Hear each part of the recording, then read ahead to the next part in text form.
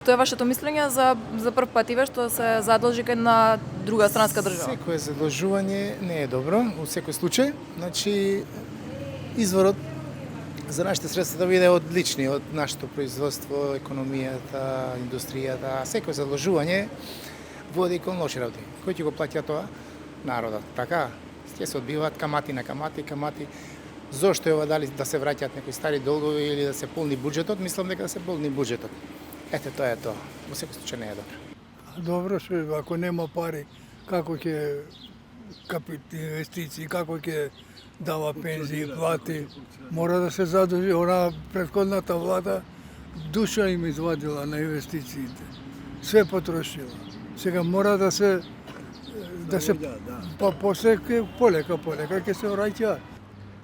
Ако се дадат каде што треба, убаво ќе биде.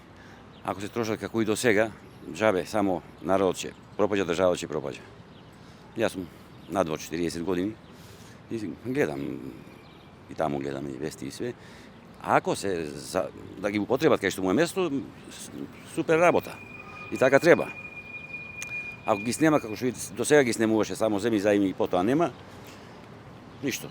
Белги ќе биде напред, Белги ќе оди сега со оваа влада, да се надеваме за поладно. Многу убаво душо, да дужини до гуша. Пари од никаде, мизерен живот, градот нечист, што да ти кажам? Не е убаво така, треба домаќински мило. Ти како изимаш платата и работиш домаќински? Исто така и тие треба, сите. Па што кога нема пари, мора да се задужат. Нема пари, другата партија не освои ни динар у каса. Нека нема пари, мора така да биде. Мора да се снаоѓаш во животот.